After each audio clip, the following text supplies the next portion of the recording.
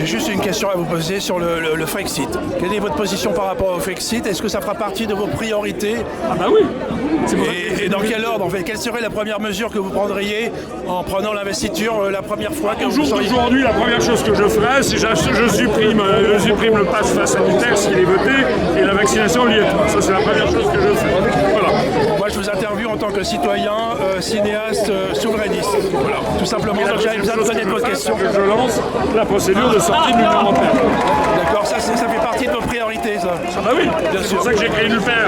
D'accord, non mais c'est Ça fait essentiel. quand même 14 ans que je dis la même chose. J'ai bien compris et c'est pour ça que j'écoute aussi depuis 14 ans vos diaporamas très bien faits et très factuels sur l'Europe. Ça fait 14 ans que les événements me donnent raison. Regardez le Royaume-Uni, ça se passe bien au Royaume-Uni. En matière économique, ils ont 3% de taux de chômage, on en a 12.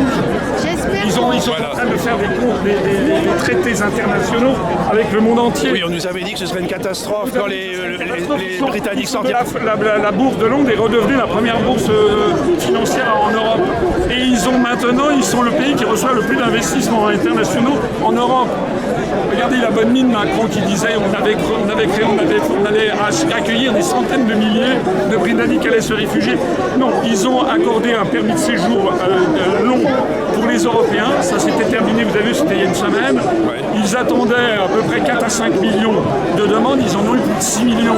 C'est-à-dire que les Européens qui vivent là-bas, on nous avait dit que les Européens seraient chassés à coups de latte et qu'ils s'enfuiraient. Mais pas du tout. Ils ont été tous nombreux encore. Alors maintenant, pour la coalition des forces souverainistes, malheureusement, il y a un essaimement. Là, chacun va jouer sa partition de toute façon, solitaire. Nous verrons Est-ce qui qu'il y a aura moyen le de faire parrainage et sera candidat à la présidence. Voilà, c'est ça, parce que sinon, il n'y a pas moyen de faire des primaires actuellement. Une primaire souverainiste, c'est inimaginable. Ah, monsieur Asselineau. Non, mais qu'est-ce que vous en pensez? Je ne crois absolument pas dans le souverainisme de M. Dupont, de M. Philippe. Non, mais je vous parle même pas de... Dupont-Aignan ne propose pas de sortir de l'Union européenne. Alors déjà, c'est réglé. Il ne propose pas de sortir ni de l'Union européenne ni de l'euro. Non, mais chacun je m'entends bien, je discute avec lui. J'avais voulu, c'est tellement vrai ce que je dis qu'au début de cette année, j'ai fait une lettre. C'est nous qui avons fait une lettre.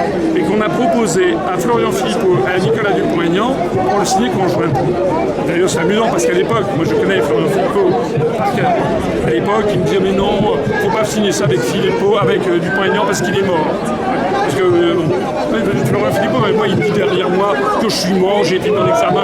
On connaît tout ça est connu. C'est d'ailleurs, il n'est pas pour rien d'ailleurs. Ce qui m'est arrivé.